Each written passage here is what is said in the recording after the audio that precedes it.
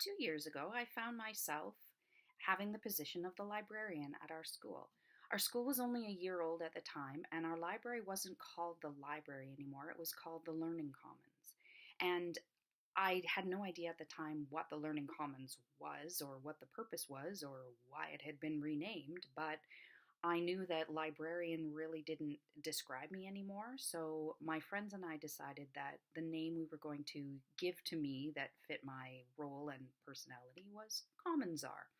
So the library has turned into the Learning Commons. The librarian has, according to me, turned into the Commonsar. But what about that old website, the one where you have all of your books and databases, but nobody ever goes there to check it out? So that is now called the Virtual Learning Commons. So a Virtual Learning Commons, instead of being a place to go to receive information about the school and library programs, it's now the online force of the Learning Commons, or a digital learning community in which the whole school participates. So, according to David Lurcher and Carol Coughlin in their book, The Virtual Learning Commons, there are 5 areas that a virtual learning commons must have. They are the Information Center, the Literacy Center, the Knowledge Building Center, the Experimental Learning Center, and School Culture Center. So, the Information Center is the place on the website that draws people in, both students, staff, parents. It tells them what is in the website and allows them to navigate. The Literacy Center, so literacy encompasses not just reading, writing, listening, and speaking. It also includes information, media, visual, digital, critical cultural, multimodal, transliteracy, and evolving literacies. This area should have contributions from various staff and students and should not be just created by a single person trying to manage a website. It's a whole school involvement.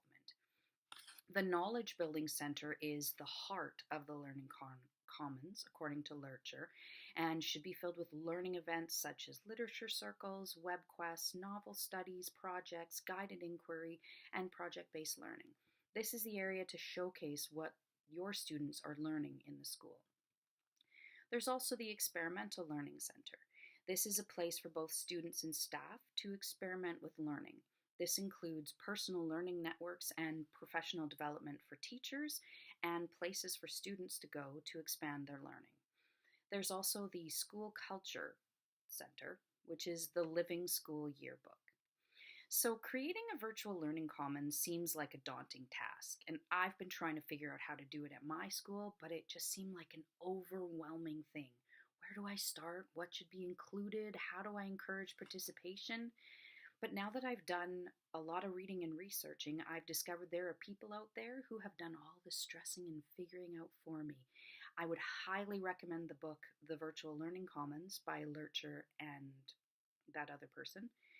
It's a step-by-step guide to the hows and whys of creating your website. They've even included links to Virtual Learning Commons templates to get you started. I feel that my research has led me to a place where I now feel comfortable and empowered enough to embark upon creating a virtual learning commons for my school. Onwards and upwards, Commonsar!